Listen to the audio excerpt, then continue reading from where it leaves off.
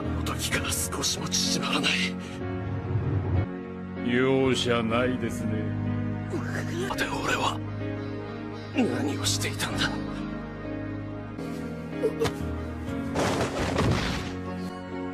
なぜ弱いか、憎しみが。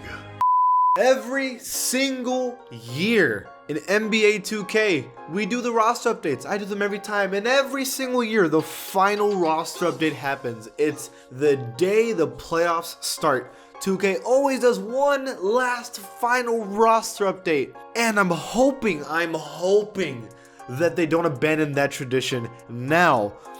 What is up, Pack Nation? It is Pack here, and this is my prediction video for what I'm expecting the roster update to be for the bubble playoffs for NBA 2K20. Hopefully, the final roster update of NBA 2K20 leading up to NBA 2K21. As you know, players have come back and started playing in the bubble. Nice. And some players have been doing amazing, some have been slacking off, and I want to talk about those teams. Obviously, I'm not going to talk about the teams that didn't make it. Sorry, Knicks. But still, I still want to talk about the teams that did make it and the players that are doing a fantastic job. Before this video starts, though, be an OG, join the Pat Nation and subscribe. Help me get to 300,000 subscribers. Leave a like on the video because you'd be surprised how much it helps the channel out. And finally, please, if you want to win NBA 2K21 for free, I'm giving away one copy of the current generation, and it ends on August 14th. So if you want to win that, all you have to do is follow me on my Twitter page, and you're putting a randomizer, and you could win. Okay, so I miss saying this. It's been a long time. It's been like 4 months.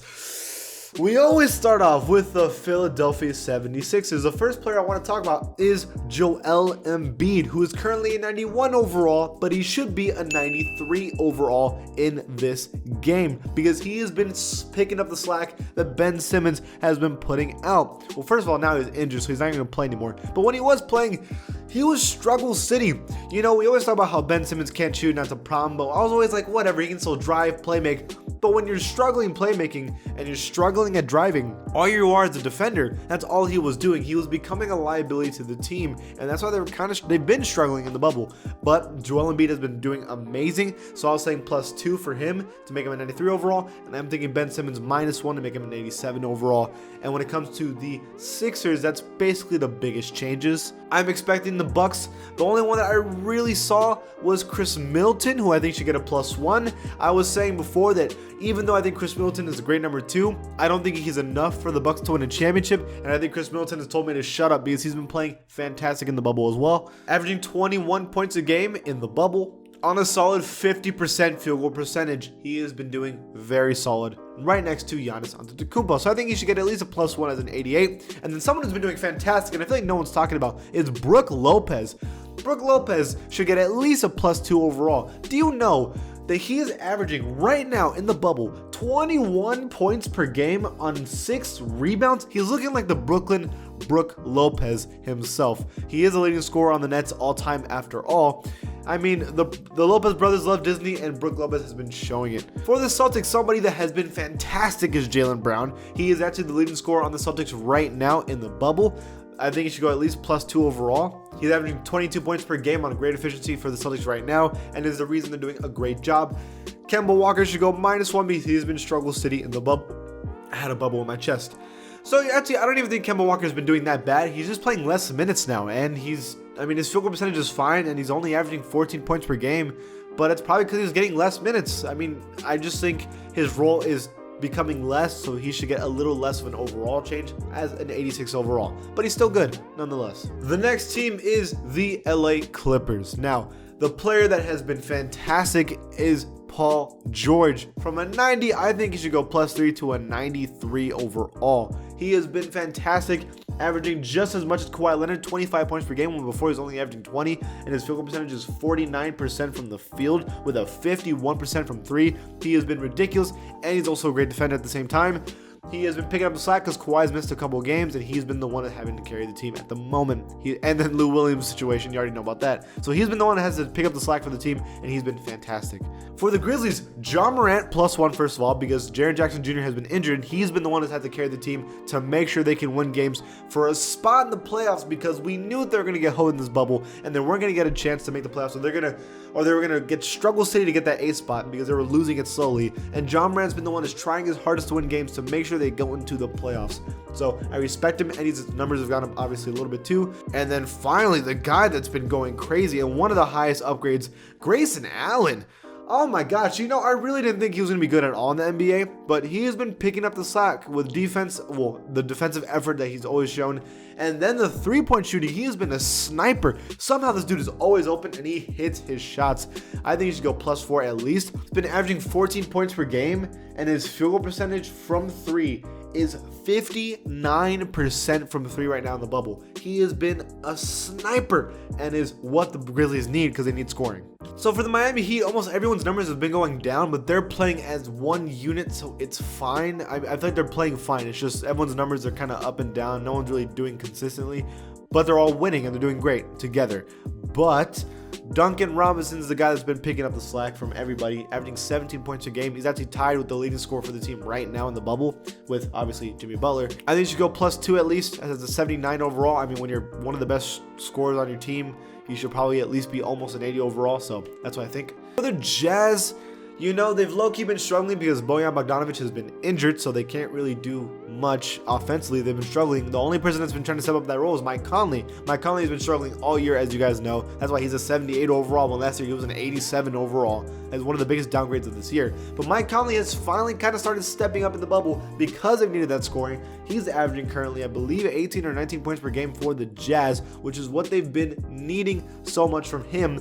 Hopefully, you know, they wish he would have done that earlier in the year, but he has been stepping up for sure. I think he should go at least +3 back to an 81 overall. For the Kings, same thing with this team, but nobody's really been doing that good besides De'Aaron Fox, who has been elite on this team. I think averaging like 25 a game or something ridiculous like that.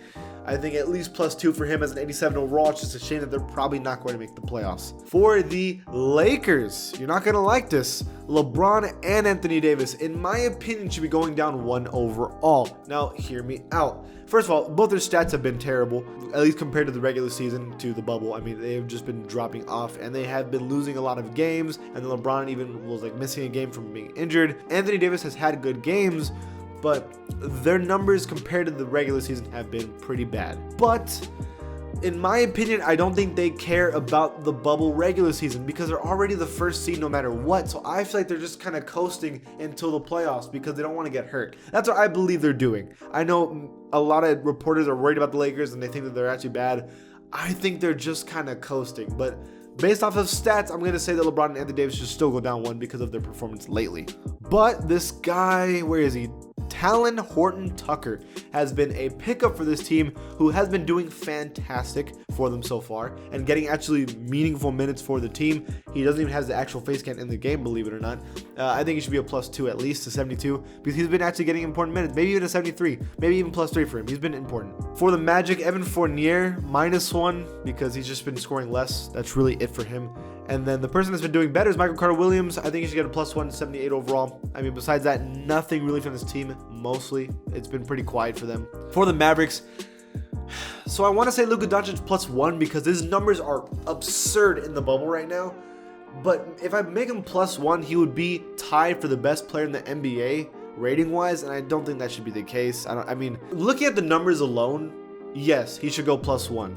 But that means he'd be tied for the best player, and I don't know if I could do that. I don't know if that's right. So I'm saying maybe +1 for Luka. They might do it, they might not.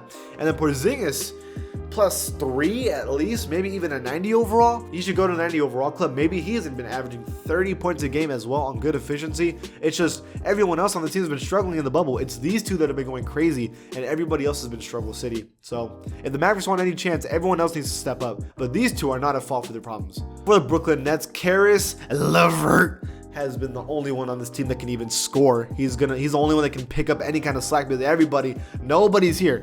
Kevin Durant's not there. Spencer Dinwiddie's not there. Kyrie Irving's not there. Jared Allen is there, but DeAndre Jordan isn't. So it's just been Caris LeVert really that's been the only one stepping up and scoring. And so I think +1 for him at least, maybe +2. Oh my gosh, for the Nuggets, there's no one else to talk about besides Michael Porter Jr. Oh my gosh, +6. He is a leading scorer for the Nuggets right now on ridiculous efficiency, averaging 25 points per game. At the moment, I mean, I know it's putting him over Jamal Murray, but based off the bubble, yes, +6, 87 overall. He's been fantastic, and I had a good feeling about him, and it's looking like he's actually going to be that good. As well as Jeremy Grant, who also go +1 at least because he's been doing very well in the bubble as well for the Nuggets. Oh my gosh, for the Pacers, y'all already know TJ Jordan. Oh my god, this is easily the most improved player in the bubble. +8 for TJ Warren. I'm saying 90 overall club for the first time. He has been amazing, averaging 35 points on 61% field goal percentage. Those numbers are actually impossible to even understand. And yet TJ Warren has been playing like that. So, I mean, this is Linsanity-esque. That's where we're at right now with him. He's so good. Give me the steroids he has been using. And Victor Oladipo is also kind of slowly going back into form. I was saying +1 for Victor Oladipo for sure, at least.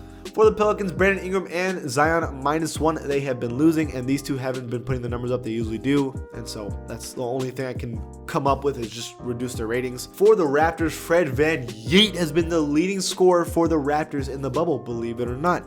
And so I always see that as a +1 or 2 automatically for him, I'm assuming. Pascal Siakam -1. Don't take that one too serious. Yes, he's going to go down 1 because his stats have been pretty rough, but it doesn't matter because the team's winning and doing a good job, so who cares? But rating wise, just drop him 1, it's fine. The only one to talk about for the Rockets really is Daniel House, +2. He's been a sniper for the team, hitting important threes, and he's a solid defender on the team, really. So, I mean, who else really? Oh my gosh, for the Spurs, Derek White. He has been insane. Even right now against the Pelicans, he's been doing a good job. And that's because he's a confident three-point shooter now. And we need that so much from Derek White. And he's an elite defender. He really is. I'm saying +5 for Derek White, right behind DeMar DeRozan. He has been awesome. And then Rudy Gay has been actually a pretty important scorer for the team lately for the Spurs. He's actually hitting his shots. I think he should go +3 as well, making him an 81 overall. And then a sleeper for this team that I did not see coming, Keldon Johnson has been fantastic for the team. I'm saying +3 for him as well as a 75 overall. He's doing a little bit of everything for the team.